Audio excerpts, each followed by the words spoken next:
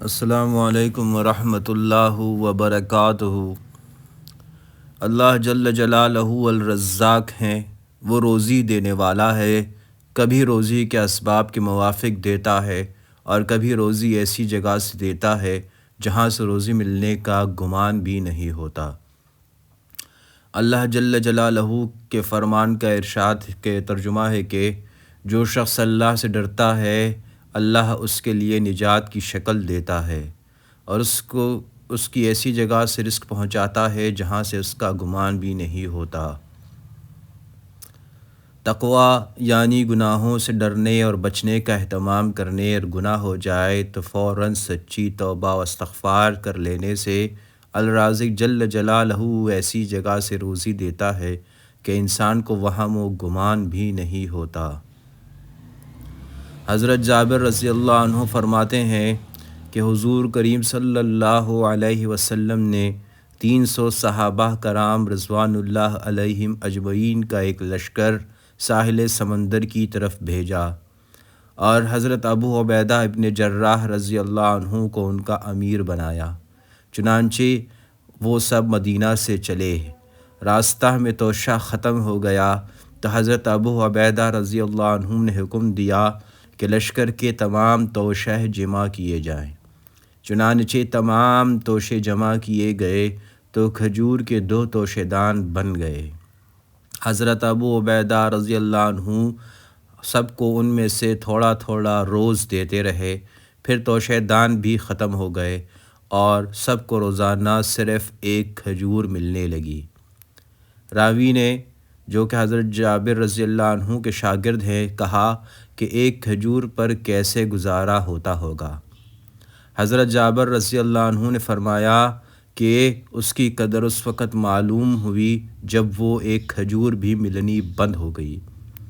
پھر سب جب ساحل سمندر پر پہنچے تو وہاں چھوٹے پہاڑ جتنی اونچی ایک مچھلی ملی جس کے گوشت کو سارا لشکر 18 دن تک کھاتا رہا۔ دوسری روایت سے معلوم ہوتا ہے کہ بعض صحابہ کرام رضوان اللہ علیہم اجمعین 1 ماہ تک کھاتے رہے۔ پھر حضرت ابو عبیدہ رضی اللہ عنہ کے فرمانے پر اس مچھلی کے 2 کانٹے کھڑے کیے گئے اور ایک اونٹنی پر کجاوا رکھا گیا۔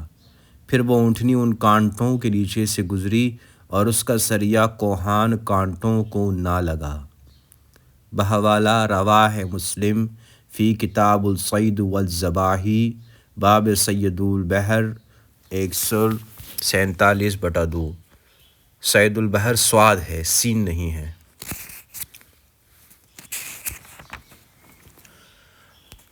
بی بی ماریہ رضی اللہ عنہا جو کہ بعد میں مسلمان ہو گئی تھی، وہ فرماتی ہیں کہ حضرت خبیب رضی اللہ عنہ کو آپ کے گھر میں قید کیا گیا تھا۔ ایک روز آپ نے دروازے کے جھروکے سے جھانکا تو ان کے ہاتھ میں انسان کے سر کے برابر انگور کا ایک خوشہ تھا جس میں سے وہ کھا رہے تھے۔ آپ کے علم میں اس وقت روئے زمین پر کہیں بھی کھانے کے لیے انگور نہیں تھے۔ بحوالہ حلی الاولیاء 159/1۔ حضرت عبد الرحمن ابن یزید ابن جابر رحمۃ اللہ علیہ کہتے ہیں کہ حضرت ابو امامہ رضی اللہ عنہ کی ایک باندی جو کہ پہلے عیسائی تھی، انہوں نے آپ کو یہ واقعہ بیان کیا کہ حضرت ابو امامہ رضی اللہ عنہ کو دوسروں پر خرچ کرنا بہت پسند تھا اور وہ اس کے لیے مال جمع کیا کرتے تھے اور کسی سائل کو خالی ہاتھ واپس نہیں کرتے تھے، اور کچھ نہ ہوتا تو 1 پیاز یا 1 کھجور یا کھانے کی کوئی چیز ہی دے دیتے۔ ایک دن ایک سائل ان کے پاس آیا، اس وقت ان کے پاس ان میں سے کوئی چیز نہیں تھی، صرف 3 دینار تھے۔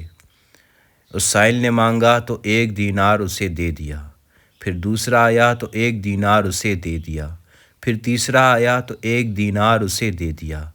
جب تینوں دے دیے تو آپ کو غصہ آ گیا۔ آپ نے کہا کہ آپ نے ان کے لیے کچھ بھی نہیں چھوڑا۔ پھر وہ دوپہر کو آرام کرنے لیٹ گئے۔ جب ظہر کی اذان ہوئی تو آپ نے انہیں اٹھایا اور وہ وضو کر کے مسجد چلے گئے۔ چونکہ ان کا روزہ تھا اس لیے آپ کو ان پر ترس آ گیا اور آپ کا غصہ اتر گیا۔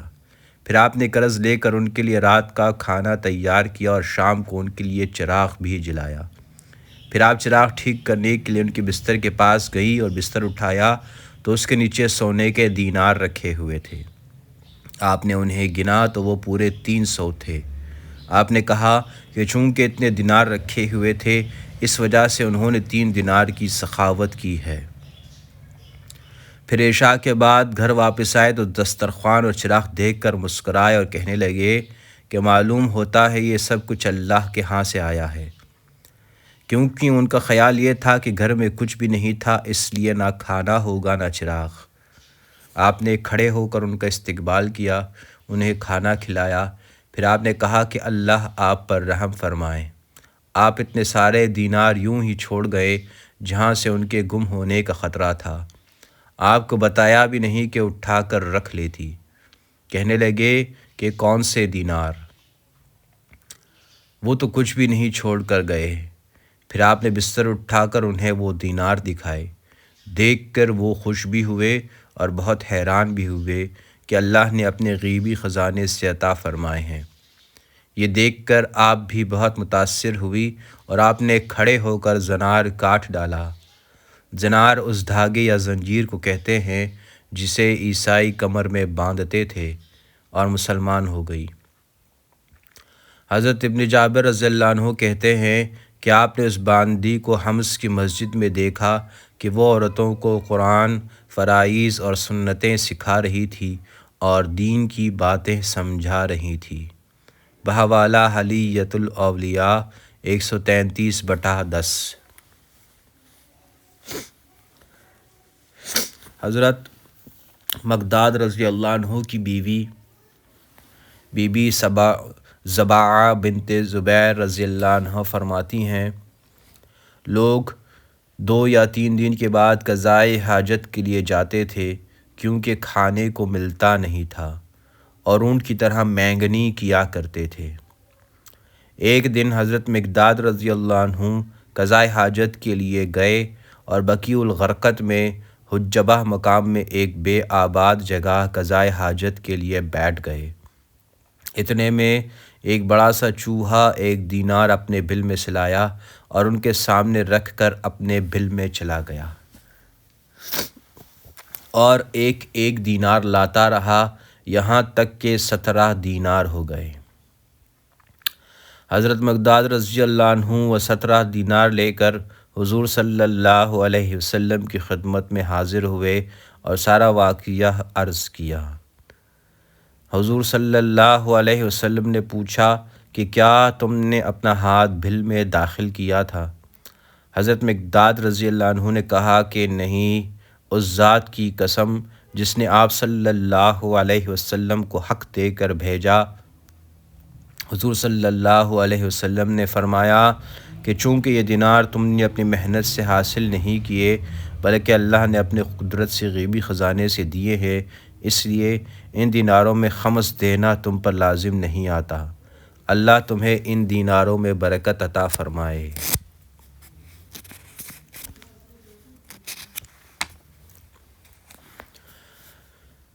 بی بی زباعہ رضی اللہ عنہا کہتی ہیں کہ اللہ نے ان دیناروں میں بہت برکت عطا فرمائی اور وہ اس وقت ختم ہوئے جب آپ نے حضرت مقداد رضی اللہ عنہ کے گھر میں چاندی کے درہموں کی بوریاں دیکھی۔ بحوالہ حیات الصحابہ۔ الرزاق جل جلالہ نے سیدنا موسیٰ صلی اللہ علیہ وسلم کی دعا سے بنی اسرائیل کو میدان طیہ میں جب ان کو بھوک کا تقاضا ہوا تو منع سلوا نازل فرما دیا، یعنی درختوں پر ترنجبین جو ایک شیریں چیز ہے بکثرت پیدا کر دی، اور بٹیرے ان کے پاس جمع ہو جاتی، ان سے بھاگتی نہ تھی، یہ ان کو پکڑ لیتے اور ذبح کر کے کھاتے رہتے تھے۔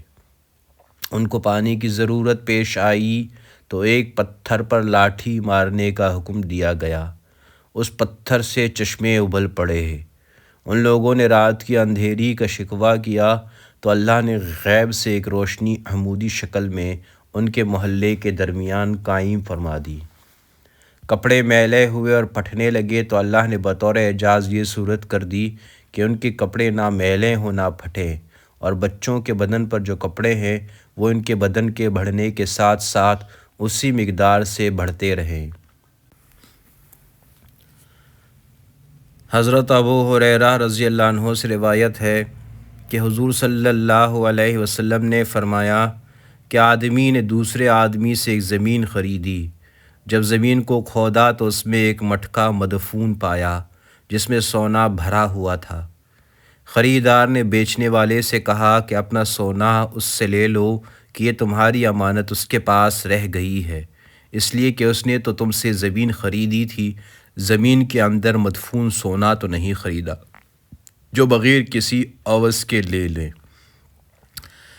بیچنے والے نے کہا کہ انما باتک الارض وما فیہا، یعنی اس نے تو تمہارے ہاتھ زمین ہی نہیں بیچی بلکہ اس میں جو کچھ ہے وہ بھی تمہارے ہاتھ فروخت کر دیا۔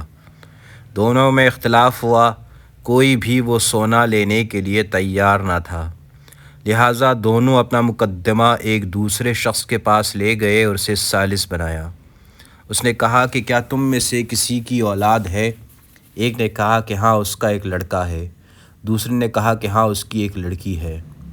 ثالث نے کہا کہ اس لڑکے کا نکاح لڑکی سے کر دو اور اس سونے میں سے ان دونوں پر خرچ کرو اور صدقہ دو۔ بحوالہ صحیح البخاری کتاب حدیث الانبیاء۔ ان 6 واقعات کو کتاب بند کر کے سوچیں، پھر ان کو یاد کر کے اپنے بچوں کو، بھائی بہنوں کو اور دوستوں کو سنائیں، تاکہ بار بار کہنے، سننے اور سوچنے سے ہمیں الرازق جل جلالہ پر ایسا سچا یقین نصیب ہو جائے کہ رزق کمانے کے دوران ہم حرام کاموں کے ارتکاب سے بچ جائیں۔ اللہم صلی علی محمد وعلی آل محمد کما صلیت علی ابراہیم وعلی آل ابراہیم انکا حمید مجید۔